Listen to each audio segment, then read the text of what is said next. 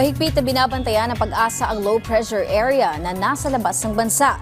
Mataas ang tsansa na maging bagyo yan sa mga susunod na araw. Samantala, tatlong weather system naman na ang nakakaapekto sa bansa na magdadala ng pagulan sa maraming lugar sa Luzon. Ang update sa lagay ng panahon, alamin natin kay Pag-asa Weather Specialist Lian Loreto. Magandang umaga po, ma'am. Magandang umaga po, Ms. Leslie, at sa lahat po ng ating mga taga-subaybay. Tama po yung tatlong weather systems po ang nakakaapekto sa ating bansa.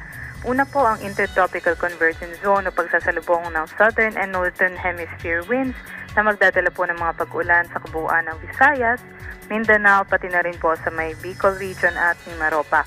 Yung amihan naman po, posible din po magdala ng makulimlim na panahon sa may Batanes, Cagayan, maging sa may Apayao at Ilocos Norte. At yung shear line naman o yung pagsasalubong ng hanging amihan at ng easterlies ay magdadala rin po ng mga scattered rains.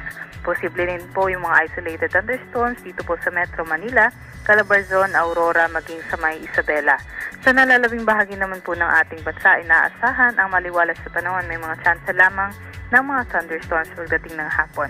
Wala na din po tayo nakatas na gale warning sa namang baybaying dagat ng ating bansa, kaya't malayang makakapaglayag ang ating mga kababayan.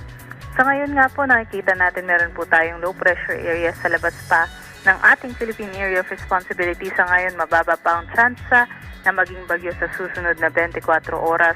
Ngunit inaasahan natin ito papasok sa ating PAR pagsapit naman po ng linggo. At sa ngayon ay nakikita natin, posible nga po ay ito po'y tumama sa ating bansa. Ngunit sa ngayon, hindi pa natin tiyak kung saan ba yung track at gano'ng kalakas ang magiging wind strength nitong posibleng low pressure area o bagyo. At sa nakikita natin sa undas, inaasahan natin may mga pagulan pa rin po tayo, magpapatuloy pa rin yung epekto nitong tatlong weather systems na nakakapekto sa ating bansa. At yan lamang po latest mula dito sa Pag-asa Weather Forecasting Center. Ito po si Lian Loreto. Maraming salamat, Pag-asa Weather Specialist Lian Loreto.